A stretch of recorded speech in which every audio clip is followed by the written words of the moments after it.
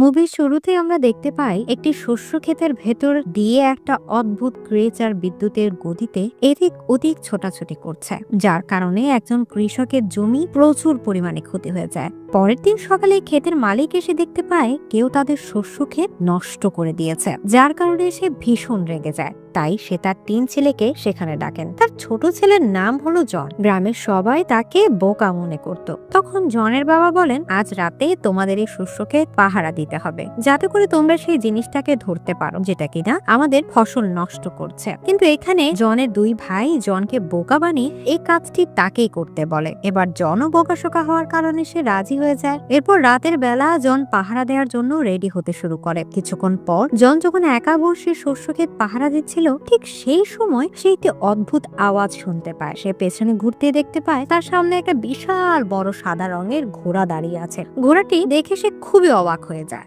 আর তখন সে বুঝতে পারে যে তাদের শস্য ক্ষেত এই ঘোড়াটাই নষ্ট করেছে। তাই সে ঘোড়াটিকে ধরার জন্য একটি দড়ি দিয়ে ফাঁদ বানিয়ে ঘোড়াটির দিকে ছুঁড়ে মারে। কিন্তু তখন ঘোড়াটি পালাতে শুরু করে। ঘোড়াটিকে আটকানোর জন্য সে দড়ি ধরে রাখে, কিন্তু সে ঘোড়াটিকে আটকাতে পারে না। তারপর সে দড়িটি ধরে ঘোড়াটির পেছন পেছন যেতে থাকে, যার ফলে শস্য ক্ষেতের ফসল অনেক বেশি পরিমাণে নষ্ট হয়ে যায়। অবশেষে ঘোড়াটি যেতে যেতে একটি পুকুরে পড়ে যায়। ঘোড়াটিকে পুকুরে ডুবতে দেখে জনের খুব খারাপ লাগে, তাই সে তাকে বাঁচানোর চেষ্টা করে।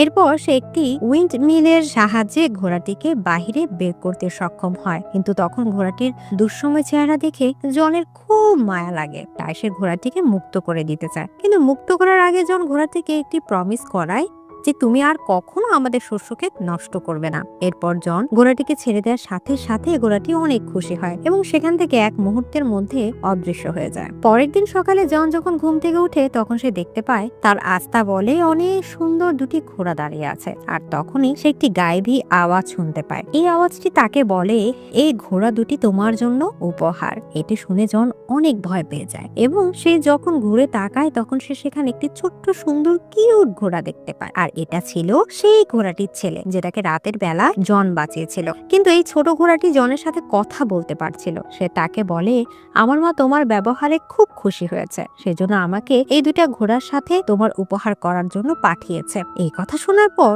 জন খুশি হয়ে ঘোড়া 2টিকে দেখতে থাকে। অন্যদিকে জনের বাবা তার ফসলের অবস্থা দেখে অনেক রেগে যায় এবং সে জনকে খুঁজতে খুঁজতে আস্তাবলের দিকে এগিয়ে আসতে থাকে। তখন সেটা দেখতে পেয়ে জন আস্তাবলের পেছনে দরজা দিয়ে পালাতে চায়, যেটা দেখে ছোট ঘোড়াটি জনকে তার পিঠে উঠতে বলে। জন ঘোড়াটার পিঠে ওঠার পর ঘোড়াটি বিদ্যুতের থেকেও বেশি গতিতে দৌড়াতে শুরু করে এবং অল্প সময়ের মধ্যে তারা অনেক দূরে চলে আসে, যা দেখে জন অনেক অবাক হয়ে যায়। এরপর তার মনে পড়ে সে বাকি 2টো ঘোড়াকে আস্তা বলে ফেলে রেখে এসেছে। তখন এটি শুনে ছোট ঘোড়াটি অনেক জোরে একটা সিটি বাজায় এবং তার সিটি শুনে সাথে সাথে ওই ঘোড়া 2টি তাদের কাছে চলে আসে। তারপর জন ওই বড় 2টি ঘোড়াকে বিক্রি করে দিতে চায়, তাই সে এই ঘোড়া 2টিকে নিয়ে বাজারে চলে আসে। আর তখন সবাই এই ঘোড়া 2টির দিকে তাকিয়ে থাকে। সবাই এই ঘোড়া 2টিকে কিনতে চাইছিল। তখন ছোট ঘোড়াটি জনকে বলে, বেঞ্চের উপর বসে থাকা এই মানুষটির কাছে ঘোড়া 2টিকে বিক্রি করে দাও। কিন্তু জন তাকে বলে এই ঘোড়া 2টিকে সে রাজার কাছে বিক্রি করবে, যাতে করে সে অনেক বেশি টাকা পাবে। তারপর জন ঘোড়া 2টিকে রাজার কাছে নিয়ে আসে। তখন রাজার মন্ত্রী রাজাকে বলে, ঘোড়া 2টি ছেলের হতেই পারে না, সে হয়তো ঘোড়া 2টি চুরি করে এনেছে। সেই জন্য তারা জনের কাছ থেকে ঘোড়া 2টিকে নিয়ে নেয়, কিন্তু পরিবর্তে তারা জনকে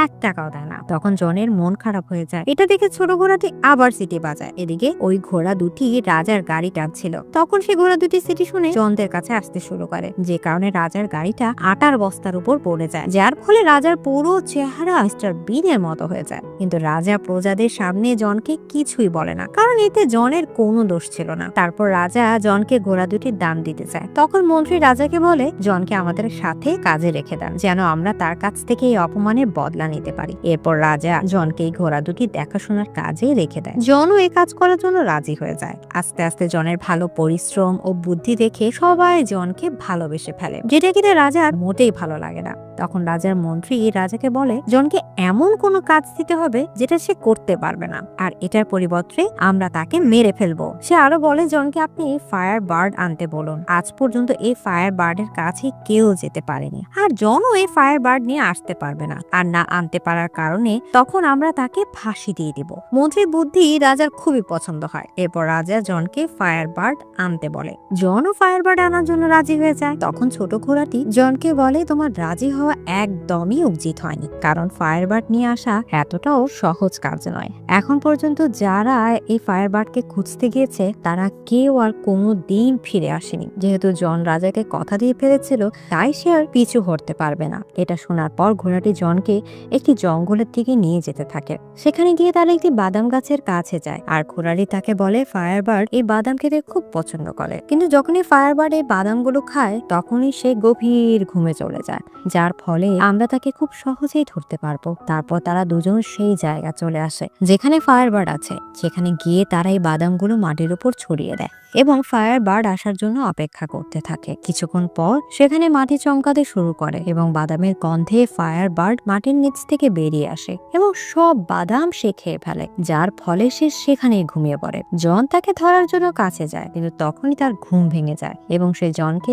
ধরার জন্য পিছু করতে শুরু করে, যার কারণে পুরো আইল্যান্ডে আগুন লেগে যায়। এখন ফায়ারবার্ড জনকে ধরে ফেলার আগেই জনের কাছে যে শেষ বাদামটি ছিল সেটা সে ফায়ারবার্ডকে দিয়ে দেয়। এর ফলে সেটা খেয়ে ফায়ারবার্ড আবারও ঘুমিয়ে পড়ে, আর এই সুযোগে জন পাখিটাকে লোহার শিকল দিয়ে বেঁধে ফেলে। এরপর পাখিটার যখন ঘুম ভাঙে তখন সে কাঁদতে থাকে। এটা দেখে জনের খুব মন খারাপ হয়ে যায়, তাই সে ফায়ারবার্ডকে মুক্ত করে দেয়। তখন ফায়ারবার্ড অনেক খুশি হয় এবং সে উড়ে চলে যায়। আর যাওয়ার সময় জনকে তার একটি পালক দিয়ে যায়, যেটা আগুনের মতো জল জল করছিল। এটা দেখার পর ঘোড়াটি তাকে বলে যে রাজা তোমাকে আর ক্ষমা করবে না। জন তখন ঘোড়াটিকে বলে তার বিশ্বাস, এই পালক দেখে রাজার বিশ্বাস হবে যে তারা ফায়ারবার্ডটিকে ধরেছিল। এরপর জন রাজার কাছে ফিরে আসে। এখানে সে তার সমস্ত কাহিনী সবার সামনে রাজাকে বলতে থাকে, কিন্তু রাজা তার কোনো কথাই বিশ্বাস করে না।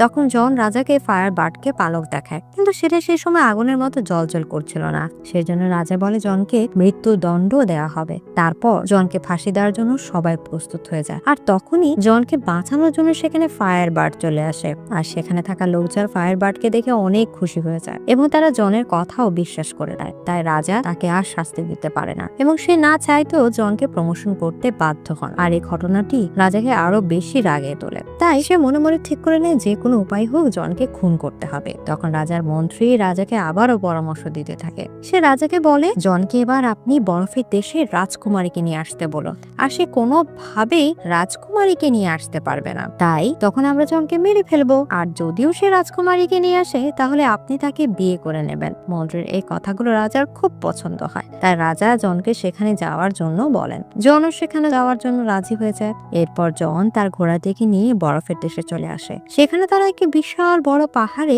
একটি বরফের দরজা দেখতে পায়। তারা বুঝতে পারে না যে দরজাটা তারা কিভাবে খুলবে, আর তখন সেখানে ফায়ারবার্ডে একটি পালক এসে বরফের দরজাটির ভেতরে ঢুকে পড়ে। এরপর সব বরফ গলে পানি হয়ে যায়, আর এখানে ঘোড়াটি এই পানির স্রোতে ভেসে যেতে থাকে। এদিকে জন ভেতরে প্রবেশ করে এবং সে দেখে এখানে অনেকগুলা রাজকুমারী ঘুমিয়ে আছে। তাই সে জানতো না এখানে আসল রাজকুমারী কোনটা। কিন্তু তখনই ফায়ারবার্ডের একটি পালক এসে একটি মেয়ের সামনে যায় এবং মেয়েটি গরম অনুভব করার কারণে তার ঘুম ভেঙে যায়। তখন জন বুঝতে পেরে যায় যে এটি হলো আসল রাজকুমারী। জন রাজকুমারীকে বলে আমাদের দেশের রাজা আপনাকে বিয়ে করতে চায়। এটি শুনে রাজকুমারী রেগে গিয়ে জনকে বলে তোমাদের রাজা যদি এতই বাহাদুর হতো তাহলে সে নিজেই আমাকে নিতে আসতো। এই কথা বলার পর রাজকুমারী পাহাড়ের উপর থেকে নিচে লাফ দেয়। এটা দেখে জন নিজের প্রাণের কথা না ভেবে সে নিজেও লাফ দেয় রাজকুমারীকে বাঁচানোর জন্য। আর তখন পাহাড়ের নিচে বসে থাকা ঘোড়াটি তাদেরকে দেখে ফেলে, আর সে তার দুটি ডানা বের করে এবং মাটিতে পড়ার আগেই তাদেরকে বাঁচিয়ে নেয়। এরপর তারা একটি জঙ্গলের মধ্যে রাত কাটায়। এখানে ঘোড়াটির কাছে মনে হয় জন হয়তো রাজকুমারীকে পছন্দ করতে শুরু করেছে,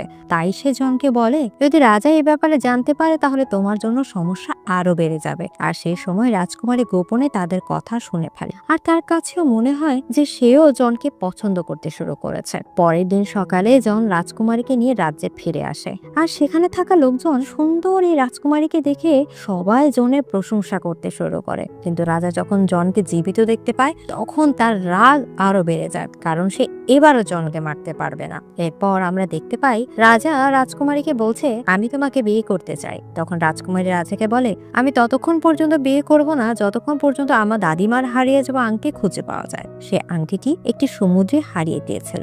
এই কথা শুনে রাজা ভাবতে থাকে এটা কিভাবে পাওয়া সম্ভব। আর তখনই সেখানে জন চলে আসে এবং রাজা তাকে সেই হারিয়ে যাওয়া আংটিটি খোঁজার দায়িত্ব দিয়ে দেয়। কিন্তু জন জানতো না আসলে এই আংটিটি সমুদ্রের ঠিক কোথায় আছে। তাই জন ঘোড়াটিকে সেই আংটি সম্পর্কে জিজ্ঞেস করে, কিন্তু ঘোড়াটিও এই আংটি সম্পর্কে কিছুই জানতো না। সেজন্য ঘোড়াটি তার মায়ের সাহায্য নেয়। তখন তার মা তাকে বলে এই আংটিটি একটি বিশাল তিমি মাছের পেটে আছে, আর সেই তিমি মাছটি আছে সমুদ্রের গভীরে একটি দ্বীপের মধ্যে। আর এই কথা শোনার পর জন ঘোড়াটির সাথে সে দ্বীপে যাওয়ার রওনা দেয়, কিন্তু যেতে যেতে জনের সামনে কিছু পাখি চলে আসে, তাই সে সমুদ্রে পড়ে যায়। আর তখন তারা বুঝতে পেরে যায় তারা সমুদ্রের সেই জায়গাটিতে এসে গিয়েছে যেখানে সেই তিমি মাছটি আছে।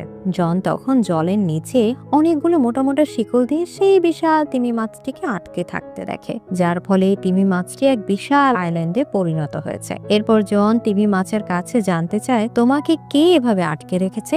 এই কথা শোনার পর তিমি মাছের চোখে পানি চলে আসে এবং তিমি মাছটি জনকে বলে সে কিছু জাহাজকে খেয়ে ফেলেছিল, যার কারণে বাকি নাবিকরা তাকে এভাবে শিকল দিয়ে বেঁধে রেখেছে। তবে এখন সে তার ভুল বুঝতে পেরেছে, তাই সে তার ভুলের মাসুল দিতে চায়। তখন জনের মাথায় কি বুদ্ধি আসে, তাই সে ঘোড়াটিকে সাথে নিয়ে তিমি মাছের নাকের ভেতরে যেতে থাকে, যাতে করে তিমি মাছটি যেন হাঁচি দেয়। এরপর যখন তিমি মাছটি হাঁচি তোলে তখন তার শিকল ছিঁড়ে যায় এবং সমস্ত জাহাজ তার পেট থেকে বাইরে বেরিয়ে আসে। এরপর তিমি মাছটি মুক্ত হয়ে সেখান থেকে চলে আসে। তারপর জন সমুদ্রের কিনারায় চলে আসে, কিন্তু সে ওই তিমিটির কাছ থেকে সে আংটিটি চাইতে ভুলে গেছিল। আর তখনই সেখানে একটি কাকড়া আসে। কাকড়াটি তখন ওই হারিয়ে যাওয়া আংটিটি জনকে ফেরত দেয়। আসলে সেই তিমি মাছটি জনের মনে কথা বুঝতে পেরে গিয়েছিল।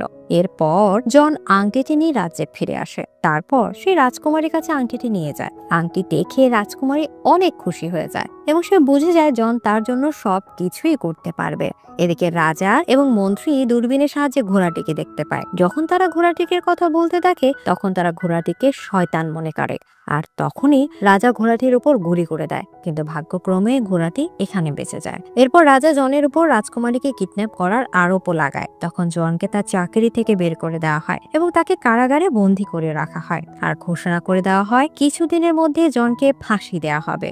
এই কথা শুনে রাজকুমারী একটা প্ল্যান বানায় এবং সে রাজাকে বলে আমাকে বিয়ে করতে হলে তোমাকে আলাদা আলাদা 3টি পাত্রে গোসল করতে হবে, যেখানে প্রথম পাত্রে ফুটন্ত গরম পানি থাকবে, আর দ্বিতীয় পাত্রে বরফের মতো ঠান্ডা পানি থাকবে, এবং তৃতীয় পাত্রে ফুটন্ত দুধ থাকবে। আর এই 3টি পাত্রে গোসল করতে পারলে সে আবারও যুবকে পরিণত হয়ে যাবে। কিন্তু রাজার কাছে এসব কথা অবিশ্বাস্য মনে হচ্ছিল। আর তখন সেখানে রাজার মন্ত্রী এসে রাজাকে বলে যে এই সব কিছু আগে জনের উপর পরীক্ষা করা হোক। এদিকে এটি শুনে রাজকুমারী তাড়াতাড়ি করে ঘোড়াটির কাছে যায় এবং সমস্ত কথা ঘোড়াটিকে খুলে বলে। আর সে আরো বলে এখন জনকে বাঁচাতে হলে ফুটন্ত গরম পানিতে আমার দাদিমার আংটি দিয়ে দিতে হবে, আর দ্বিতীয় পানিতে যেটাতে বরফের মতো ঠান্ডা পানি থাকবে সেটাতে ফায়ার বার্ডের পালক দিয়ে দিতে হবে, আর তৃতীয়টিতে বেতের ফ্লাওয়ার দিয়ে দিতে হবে। কিন্তু প্রথম দুটি জিনিস সম্পর্কে তারা জানলেও তৃতীয় ফুলটি সম্পর্কে ঘোড়াটি কিছুই জানতো না। তাই ঘোড়াটি ওই ফুলের সম্বন্ধে তাকে জিজ্ঞেস করে, আর রাজকুমারী তখন বলে দেয় যে এই ফুল দুনিয়ার শেষ প্রান্তে রয়েছে। তারপর ঘোড়াটি এই ফুলটি আনার জন্য বিদ্যুতের গতিতে দুনিয়ার শেষ প্রান্তে চলে যায়, আর সেখানে সে বেতের ফুল পেয়ে যায়। কিন্তু ঘোড়াটি জানতে পারে এই ফুল যে তুলবে সেই মারা যাবে, তাই ঘোড়াটি নিজের জীবন পরোয়া না করে তার বন্ধুকে বাঁচানোর জন্য সে ফুলটি তুলে ফেলে। এদিকে দেখা যায় রাত্রে 3টি বড় পাত্র নিয়ে আসা হয়েছে। প্রথমটিতে ফুটন্ত গরম পানি, দ্বিতীয়টিতে বরফের মতো ঠান্ডা পানি এবং তৃতীয়টিতে ফুটন্ত দুধ রাখা আছে। আর তারপর রাজা সবার সামনে জনকে নিয়ে আসে আর বলে যদি 3টি পরীক্ষায় জন পাশ করতে পারে তাহলে তাকে ছেড়ে দেওয়া হবে। তারপর জনকে ফুটন্ত গরম পানিতে ফেলে দেওয়া হয়, আর তখনই রাজকুমারী তার দাদিমার আংটিটি গোপনে সেই পাত্রে ফেলে দেয়। এর ফলে জন প্রথম পাত্র থেকে বরফের থাকা দ্বিতীয় পাত্রে পড়ে যায়। আর এটা যখনই ফায়ার বার্ড দেখে তখন সে জোরে জোরে চিৎকার করতে থাকে, আর তখনই তার চিৎকার শুনে ফায়ার বার্ডের পালক, যেটা কিনা রাজা একটি বক্সে আটকে রেখেছিল, সেটা দিয়ে তৃতীয় পাত্রে পড়ে যায়, যার কারণে আবার জনের প্রাণ বেঁচে যায় এবং সে তৃতীয় পাত্রে পড়ে যায়, যে পাত্রে ফুটন্ত দুধ রয়েছে। কিছু সময় ধরে জন তৃতীয় পাত্রের ভিতর থাকে, যার ফলে সবাই ভাবতে থাকে জন হয়তো মারা গিয়েছে। সব প্রজাদের খুব মন খারাপ হয়ে যায়, কারণ তারা সবাই জনকে খুব ভালোবাসতো। আর তখনই সেখানে সেই ঘোড়াটি চলে আসে আর বেতের সেই ফুলটিকে তৃতীয় পাত্রে ফেলে দেন। এরপর জন ফুটন্ত দুধ থেকে একজন রাজকুমারের সাথে বাইরে বেরিয়ে আসে, যা দেখে সব প্রজারা খুব খুশি হয়ে যায়। এটি দেখে রাজা প্রথম পাত্রে লাফ দেয়, আর কিছু সময়ের মধ্যে সে একটি বাবলের ভেতরে বন্দী হয়ে উপরে উঠে আসে, আর সেটা রাজাকে নিয়ে ওখান থেকে চলে যাচ্ছিল, যা থেকে সব প্রজারা হাসতে শুরু করে, কারণ এই রাজাকে তারা কেউ খুব একটা পছন্দ করতো না। এরপর সবাই জনকে এখানকার রাজা বলে মেনে নেয়। তারপর জনও রাজকুমারীকে বিয়ে করে নেয়। এদিকে ঘোড়াটিকে দেখানো হয় সে ভাবতে থাকে সে হয়তো আর বাঁচবে না, কিন্তু তখন রাজকুমারী তাকে বলে তুমি মারা যাবে না, এটা একটি পরীক্ষা ছিল যাতে তুমি পাশ করে ফেলেছো। আর এখানেই এই মুভিটি শেষ হয়ে যায়। তো বন্ধুরা, মুভিটি কেমন লাগলো অবশ্যই কমেন্ট করে জানাবেন এবং চ্যানেলটি সাবস্ক্রাইব করতে ভুলবেন না। তো আবার দেখা হবে নতুন ভিডিওর সাথে, নতুন কোনো গল্পের সাথে।